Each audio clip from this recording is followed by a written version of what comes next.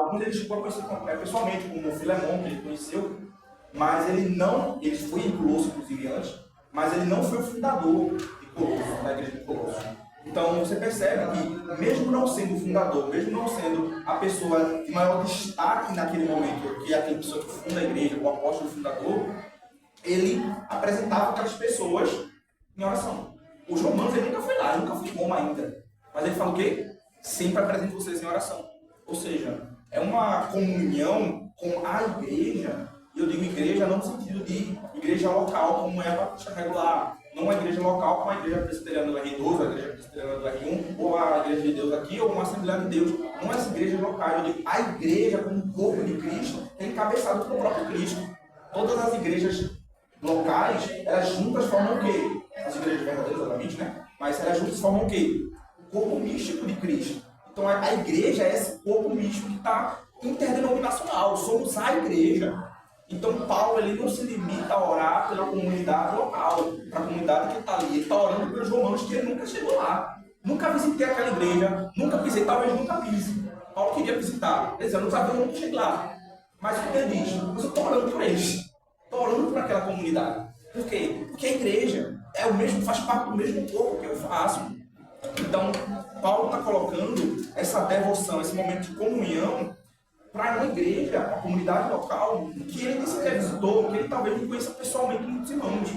Tem alguns irmãos que ele vai ver no final do capítulo 16 que estão lá, que ele conheceu, mas que ele conheceu não em Roma, mas longe de Roma, tipo Priscila, tipo Áquila, tipo Febe, né? Febe missionário. Então ele vai, essas pessoas ele conheceu em outro lugar e foram para Roma, mas não são de lá de Roma.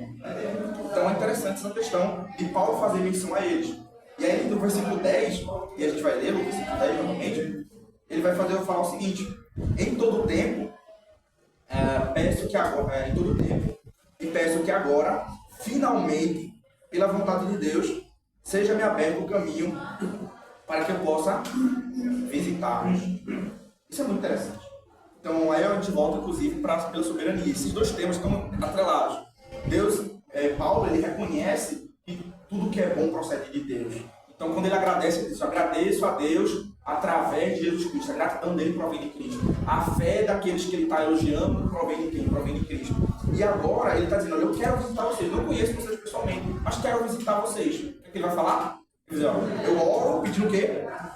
Em todo tempo, eu peço que agora, finalmente, pela vontade de Deus, seja-me aberto o caminho para que eu possa visitar. O que é que Paulo está colocando? Ele está dizendo o seguinte: eu preciso clamar pela vontade de Deus para que seja possível. Eu não posso simplesmente, inclusive Tiago, na revista anterior, né, ele menciona essa questão. Na carta de Tiago ele menciona isso. Diz assim: olha, não digam, olha, ano que vem virei não sei aonde, farei isso e aquilo, teremos lucro e tal. Não faça isso. Por quê? Porque você não sabe desde amanhã. Você não sabe qual é a vontade de Deus. Diga, ao invés de dizer isso, que irei para tal lugar e farei isso e aquilo, o quê? Como é que está, Tiago? Se o Senhor quiser, se o Senhor permitir. Agora é interessante ter aquilo que assim diz Isaías, né? Deus falando: meus caminhos não são os vossos caminhos, nem os meus pensamentos os vossos pensamentos. Então, tudo tem que estar de acordo com a vontade de Deus. Às vezes a gente quer determinada coisa, mas Deus diz não, é não e acabou. E a gente tem que tentar entender, se conformar e aceitar porque Deus sabe o que é melhor para cada um de nós. Então, tudo está na vontade dele, né? E é curioso que, segundo a cronologia, a carta aos Romanos é escrita nesse momento de decisão. É escrito. né? Aí, por exemplo, a carta aos Romanos foi escrita.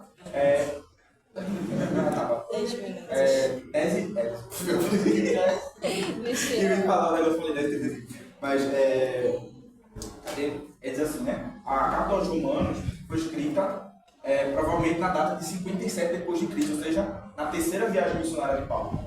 Então pensemos assim: as cartas aos Coríntios foram escritas algum tempo antes, 55 a 56, 1 e 2 Coríntios, 55 a 56.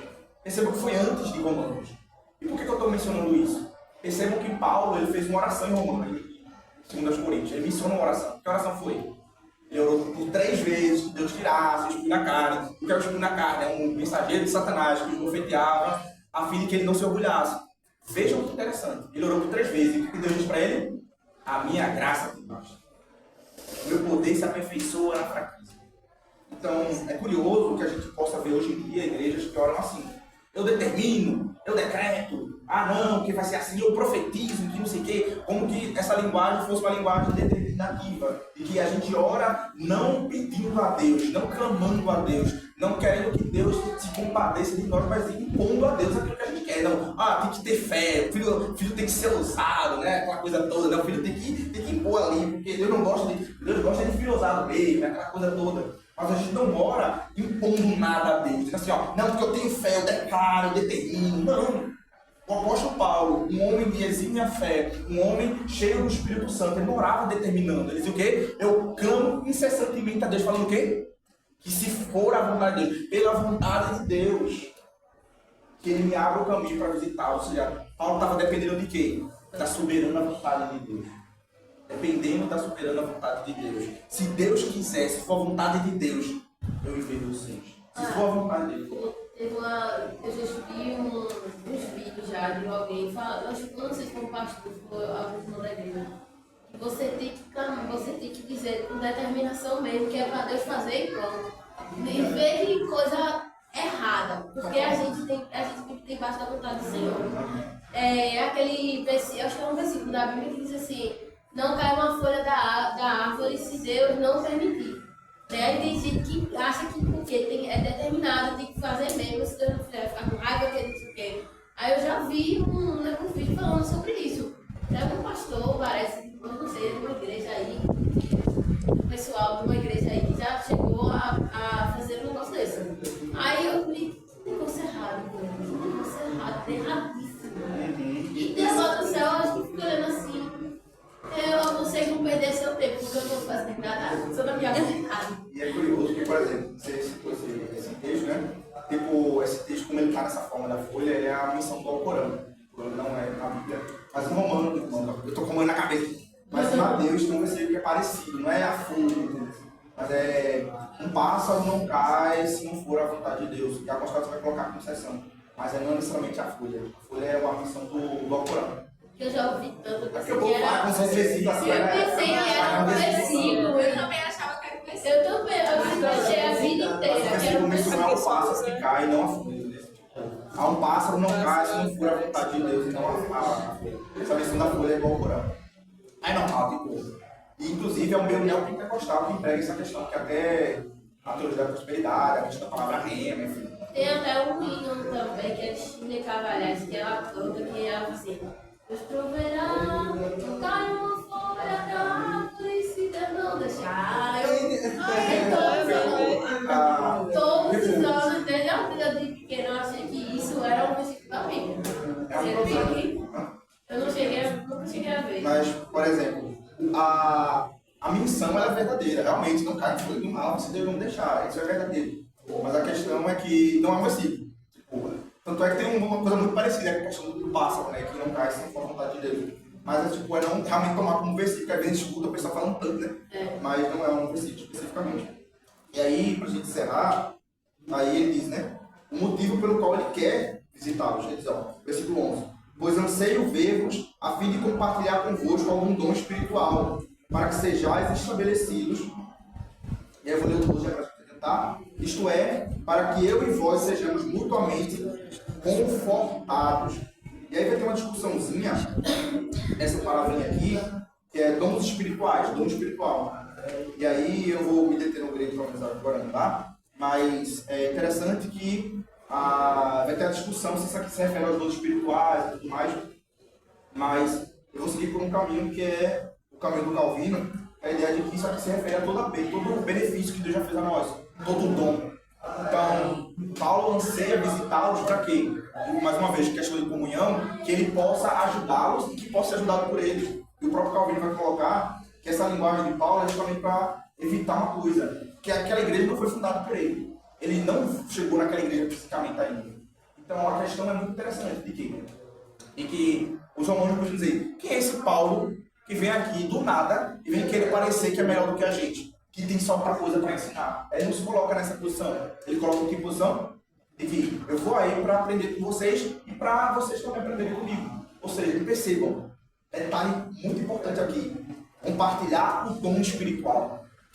Detalhe aqui é esse.